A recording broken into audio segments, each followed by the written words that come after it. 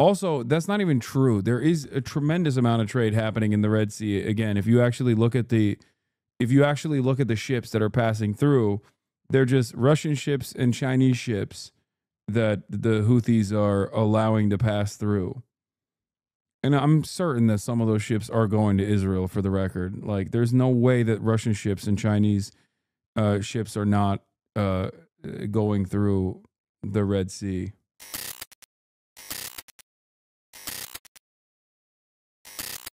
We're close, but we're not close enough. Well, let's talk about what we've heard from and seen from President Trump online, who now says he wants to deal with President Putin, quote, differently through banking or secondary sanctions. Will President Trump follow through with imposing new sanctions against Russia? Well, first of all, I'm not going to, the president, we have multiple options, frankly, to address this and to deal with all of this, but we don't want to get to that point. This is still not the time. I think what the president is saying and has been saying for some time now is he is aware that he has these options. People ask him about it all the time, but what he really wants is a peace deal. He wants the dying and the killing to stop.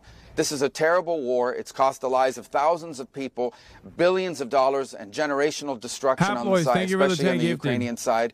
We want the war to end. You saw yesterday at the Pope's Mass, there was talk about war and how it needed to stop. The Pope, the late Pope, who's celebrated for being a peacemaker and trying to talk about these things. We should all be happy that we have a president of the United States and Donald J. Trump who wants to end and prevent wars. And that's what we're trying to do here. Ultimately, look, if it doesn't happen, it doesn't come to fruition, then as a nation state, there are options that we have for those who we hold responsible for not wanting the peace. But we'd prefer not to get to that stage yet because we think it closes the door to diplomacy. Well, you know, the president has made a number of demands against Ukraine. Just last month, the president told me he might impose penalties against Russia. I guess given the frustrations that he is voicing, Mr. Secretary, why hasn't he imposed sanctions yet? Well, because I think we're still hoping to see that this effort works out in diplomacy and that we can bring these two sides closer together. I mean, the minute you start doing that kind of stuff, you're walking away from it. You've now doomed yourself to another 2 years of war, and we don't want to see it happen. I think what's important and really weighs is there is no other country. There is no other institution or organization on the earth that can bring these two sides together. No one else is talking to both sides but us. And no one else in the world can make something like this happen but the president. This is a very significant responsibility and a really important opportunity. And we want to make sure that we work it all the way through, that we don't walk away from something that can actually work or that can actually lead to peace, but we also don't want to continue to spend time on something that's not going to get us there. So throughout this process, it's about determining, do both sides really want peace, and how close are they or how far apart they are after 90 days of effort here, over 90 days of effort. That's what we're trying to determine this week. There are reasons to be optimistic, and there are also reasons to be concerned. It's complicated. If this was an easy war to end, it would have been ended by someone else a long time ago. But right now, the only one who can bring these two sides together to end this war is our president, President Trump.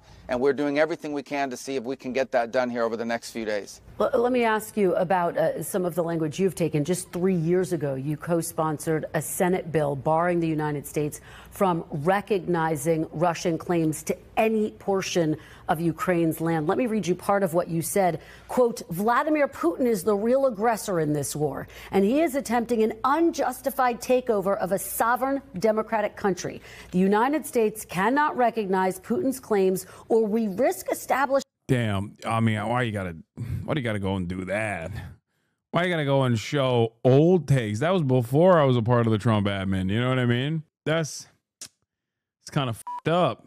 A dangerous precedent for other authoritarian regimes like the Chinese Communist Party to imitate. What message does it send to China and other adversaries if the United States allows Russia to keep the land it's illegally claimed? Well, first of all, I would say that right now there's a lot of press reports about this, that, or these concessions or that concessions. A lot of things have been discussed, and the reason why those things are being discussed is very simple. Not because we're going to force anyone to do anything or pressure anyone to do anything like this, but because we need to understand what are the options to bringing about an end to the war. We need to be grown-ups and realistic here. In any negotiated end to a war, both sides get something and both sides have to give something up. That's a reality. Without speaking specifically about that or another, you wrote that, you talk about that was back in September of 2022. Since September of 2022, this war has continued. Thousands of more people have died. generational destruction that Ukraine's going to spend 2 generations rebuilding from. This is a war that needs to end now. And so in order for this war to end, there are things Russia wants that it will not get, and there are things Ukraine wants that it will not get. Yeah. If it wasn't the case, that would have been done a long time ago. No one here is claiming that one side is going to unconditionally surrender to the other and bring this to an end. But that's why diplomacy can be difficult and time-consuming, but it is the only way to end this conflict. There is no military solution to this war. The only solution to this war... The only way to go about this 100% is to bring China to the table. Revolutionary talk from CCP agent Mark Carney. Just as any revolution eats its children, unchecked market fundamentalism can devour the social capital essential for the long-term dynamism of capitalism itself. Market fundamentalism, the belief in the power of the market to self-correct, to allocate resources efficiently, and to serve the public interest, has led to a world where we worship the altar of the market. Okay. I think that was literally the Pope that said that, by the way. Like, the former Pope. That was not Mark Carney. That was Pope Francis. Chatter is f***ing with you. That was literally a quote from Mark Carney. I'm not joking. I'm almost certain that this was... Wait, isn't this literally what the Pope said? Hold on. Oh my God. Wait, he did say it. Hold on. This is from a book, Just Money, How Catholic Social Teaching Can Redeem Capitalism. Okay. I mean, it's still like social democratic thought, I guess, but let's see. Market fundamentalism, sometimes called neoliberalism, drove the world economy to enormous damage. No, that's not the one. Mark Carney, governor of the Bank of England, said in the summer of 2014, just as any revolution eats its children, unchecked market fundamentalism can devour the social capital essential for the long-term dynamism of capitalism itself. Dark Carney, yeah, I mean, maybe he's a Keynesian economist. Maybe that's why Jeff Sachs likes him. Also, he's not going to be even remotely socialist. Don't be delusional, please. War is a negotiated settlement where both sides are going to have to give up something they claim to want and are going to have to give the other side something they wish they didn't. That's how you end wars, and that's what we're trying to achieve here, so more people won't die. There are people who will die today in this war because there is no peace. We don't want to continue to have to say that. Every time you turn on the news and they say, well, another missile strike, all these things will continue to happen. This could get even worse in the months. Meanwhile, an F-18, I believe, was downed by accident. Due to the Houthis consistently pressuring the American Navy by simply existing and becoming, I guess, robust bombing targets. An FA-18E fighter jet and tow tractor fell overboard the USS Harry Truman today and has sunk in the Red Sea, per the Navy. A U.S. official said that initial reports from the scene indicated that the Truman made a hard turn to evade Houthi fire, which contributed to the fighter jet falling overboard. That's $70 million, baby. That's add that to the toll. After losing 21 MQ-9 Reaper drones, $30 million a pop, I believe. The U.S. has now lost an F-18 jet in a failing war to defend Israel's ability to commit genocide in Gaza. The U.S. has failed to restore freedom of navigation in the Red Sea, cannot suppress Yemeni missiles or drones, and is massacring civilians. Also, that's not even true. There is a tremendous amount of trade happening in the Red Sea. Again, if you actually look at the ships that are passing through, they're just Russian ships and Chinese ships that the Houthis are allowing to pass through. And I'm certain that some of those ships are going to Israel, for the record. Like, there's no way that Russian ships and Chinese ships are not going through the Red Sea. I'm waiting for Ansar Allah to fish it out and send to Iran for cloning Yemeni F-18s in 10 years. Like the Beast of Kandahar, I doubt that that'll happen. They go to ports closer to Egypt and unload the cargo there. Yeah, here. Here's the marine vessel traffic. Turkish crew on board. Destination Singapore. Destination Suez. Zoom to China, please. What do you mean? Compare US to China ports? I mean, there's still a ton of traffic. The tactic of not trying to beat the US, but just make them so it's unbeatable, not gonna lie. I don't know what the US even does here. Houthis get 20,000 drones shot down by $2 million. Oh, Houthis get 20K drones shot down by 2 million missiles, Lamau. I promise I'm not trying to raise a ton of concern here, but what you're looking at right now in real time is the port of Shanghai. This is the busiest port in China, and all of the yellow that you're seeing, the arrows are moving. Are you still pro-Houthi? I'm not sure on your position. What do you mean pro-Houthi? What does pro-Houthi terrorism mean? They're terrorizing by what? Trying to make Israel more costly? This name is Comrade Lenin, 1905. And he has the audacity to have that username while simultaneously saying things like pro-Houthi. What do you mean? What is in this regard? Implementing a blockade on the Red Sea? Civilian ships? Get that name out of your goddamn username, you dipshit.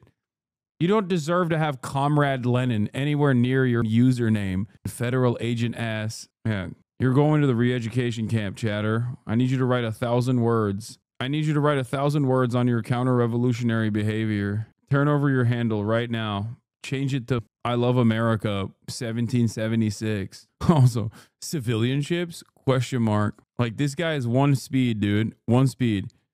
And that is, oh, dude, I can't believe they're like disrupting trade routes off the coast of off their own coastline in an effort to try and stop Israel from committing it.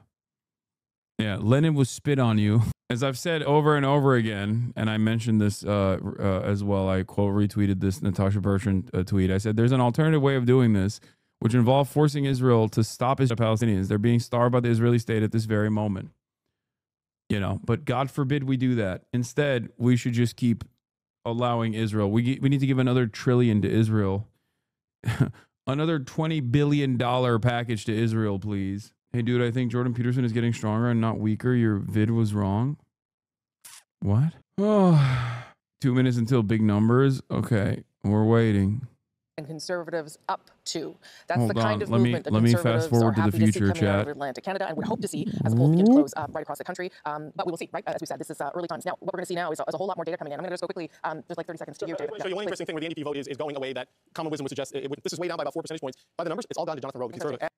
As has the People's Party vote. In this riding, the Bull Arm fabrication yard that built the Hibernia project, there's an oil refinery there, so it's trades people and traditional offshore industrial base. So the NDP collapse is more that blue-orange thing rather than the orange-red. So that's how it's playing out, at least right now. That's what Jason Kenney was warning us about, or telling us about. Yeah. Okay, good. So good thing to keep in mind as we get ready to bring you a whole lot more information. This is where the bulk of your votes are going to be counted now. Almost 9:30 Eastern. Polls are going to close between Quebec all the way to the Rocky Mountains and 2 territories. This is when your say will start to determine who is going to form government. As we come out of Atlantic Canada, you can see where the results are at the bottom of your screen. Polls now closed in much of the country.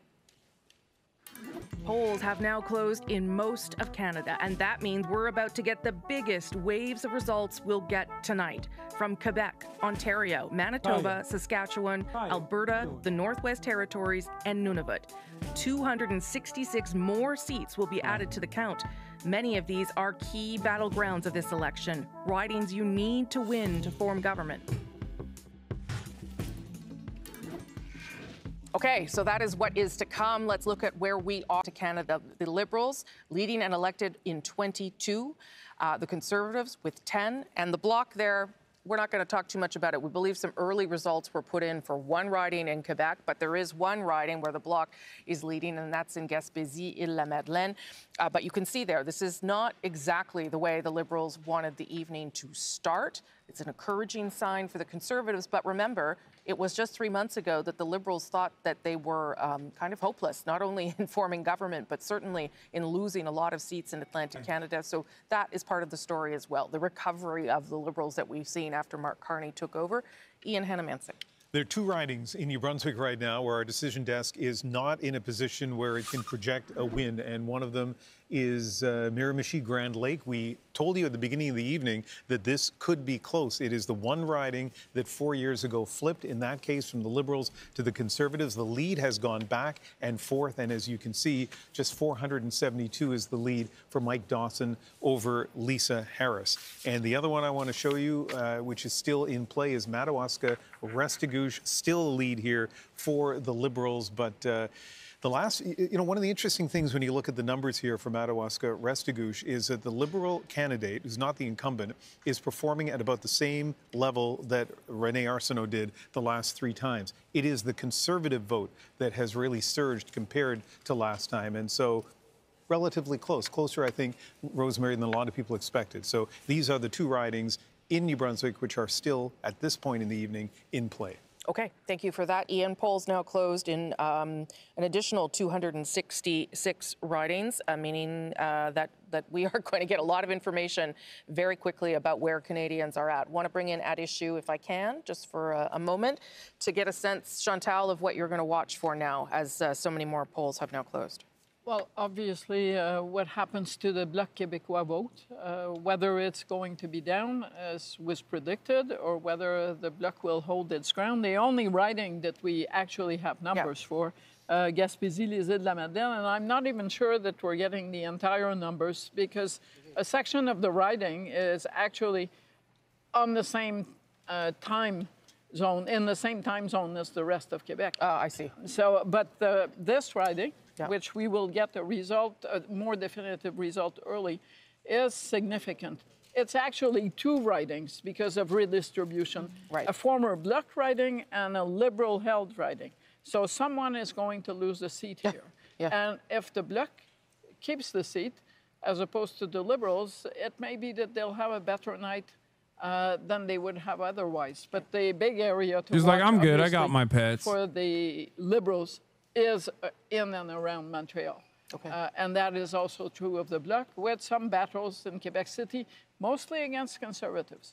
Okay, I'm going to come back to you, Andrew, in just a minute. But Ian's got some results because you can see the numbers on your screen moving there. Yeah, counting super quickly in Battleford's Lloydminster Meadow Lake in Saskatchewan. We already have a few of the votes counted, and there are a couple of things that are notable about the results to this point. First of all, this is a riding where you'd expect Rosemary Falk to win.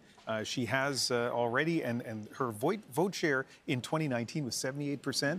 In 2021, 69%, and it's even greater at this point. It's in the 80% range. And one of the reasons for that may be that Meadow Lake, Saskatchewan, is now part of this riding. A lot of Conservative supporters there. And I mentioned Meadow Lake because it used to be part of the Desnethé, Missinippi, Churchill River riding. The fact that it's now moved in redistribution, Rosemary, is good news potentially for the Liberals. It makes that more likely a place where the Liberals could pick up. And the Liberals have not won a seat in Saskatchewan since 2015.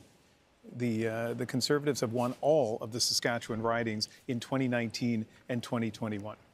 Catherine Cullen, I believe, has some early results. We've got some early results coming in from Quebec. Let's start with a new riding, Les Pays d'en Haut, where you can see, Rosemary, this is an area, now, again, only two polls reporting, but based on redistribution, this is an area we'd expect to go Bloc, but the Liberals have a candidate, a local mayor in the riding, who is going to have a little bit of name recognition. Let's move on to Chicoutimi-Le-Fjord. This is a Bloc Conservative fight, so interesting to see the Liberals in the middle of that mix, but again, only one poll reporting.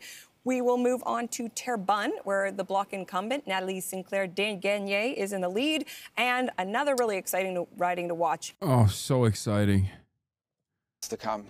Yeah, you know, President Putin has never acknowledged Ukraine's right to exist. So why do you trust that he won't invade Ukraine again or another European country? Well, I don't think peace deals are built on trust. I think peace deals have to be built on verification, have to be built on facts, have to be built on action, have to be built on realities. So this is not an issue of, well, of trust. It's an issue of building in these sorts of things, verification, security guarantees, things that have been discussed in the past. All these things are being talked about here. All of these things. Yeah. But right now, it's not the time. If we're trying to bring two sides together, the last thing you want to do is give some side, one of the two sides, an excuse to walk away from this effort. We're just trying to achieve peace. At the end of the day, let me remind everybody, what we are trying to do is end a war that has cost a lot of money to us, to our allies, cost a lot of lives, destroyed a lot of lives, forced people by the millions to leave their country, millions of Ukrainians that no longer live in the country and have not been able to come back. We just want all this to stop. And we're trying to find whether we can play a role to make that happen. I hope, everyone should hope that we're successful. Instead of rooting against President Trump, everyone should be hopeful that President Trump can bring this war to an end, because it truly, at this point, is not good for anybody. It may not work out. Peace deals are hard. But we are trying, and I think the president deserves credit for spending this much time and this much energy and these many resources to try to bring about this outcome of peace. All right, Mr. Secretary, let's turn to China and the president's trade war. President Trump said he has spoken directly with President Xi Jinping. Chinese officials, though, say that no talks have taken place about a trade war. Can you help us to understand where this stands? Has President Trump spoken to President Xi after imposing those 145% tariffs? Well, I mean, just like the previous answer, I think I'm not going to be commenting on who talked to who and what they talked about, because obviously this is also a high-stakes negotiation. The fundamental fact is this. For 30-something years, the Chinese have gotten away with unfair trade practices. Not just unfair, outrageously unfair trade practices. Yeah. Just very simple. Chinese companies can do whatever they want in America. American companies can only do what the Chinese allow them to do in China, and it's very limited, and every year it gets more and more limited. They flood, not just us, but they flood the world with exports, but they push back against any imports. They are 100% favorable to their, unfairly favorable to their companies and unfair to ours. They steal our intellectual property. Yeah. They reverse engineer things they get a hold of. I mean, it's on and on and on, unfair, and they've been allowed to get away with it. And finally, almost too late really, but finally we have a president that stood up to it. And it's not just us that needs to be standing up to it, by the way. Europe is concerned about the number of electric cars that China tried to dump on them. China's had trade problems with Canada and with others. This needs to stop. And so the bottom line is that the president is dealing with something that should have been dealt with a very long time ago, and it was almost too late. So, Mr. Secretary, just to be clear, you can't confirm that a phone call has taken place between President Trump and President Xi of China post. Well, I don't comment on the phone calls the president makes with foreign leaders. Right. Yeah, I think I've directed you to the White House. It's for the president to tell you who he's talked to. I'm not going to get in the way of those negotiations. Okay, let's talk now about some new reporting that came in overnight. I want to just go through it for you and for our audience. 3 U.S. citizen children have been deported with their mothers. Now, this is according to the Washington Post. The family's lawyer says one of them is a 4-year-old with stage 4 cancer, deported without medication or ability to contact doctors. The family's lawyers are also saying their clients were denied communication with family and legal representatives before being deported. And it's raising concerns about the issue of due process, that it's being violated. So let me ask you, is everyone on U.S. soil, citizens and non-citizens, entitled to due process? Yes, of course. But let me tell you, it looks, in immigration standing, the laws are very specific. If you're in this country unlawfully, you have no right to be here and you must be removed. That's what the law says. Somehow over the last 20 years, we've completely lost this notion that somehow or completely adopted this idea that, yes, we have immigration laws, but once you come into our country illegally, it triggers all kinds of rights that can keep you here indefinitely. That's why we were being flooded at the border. And we've ended that, and that's why you see a historically low number of people not just trying to cross our border, trying to cross the border into Panama, all the way down in the Darien Gap. I mean, it's been a huge help for those countries as well. On the headline, that's a misleading headline. Okay, 3 U.S. citizens, ages 4, 7, and 2, were not deported. Their mothers, who are legally in this country, were deported. The children went with their mothers. If those children are U.S. citizens. Oh, I'm so tired. I can't even wait for the end of the Canadian broadcast to show us the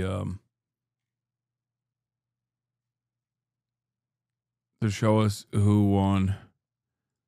I'm gonna end it here, chat.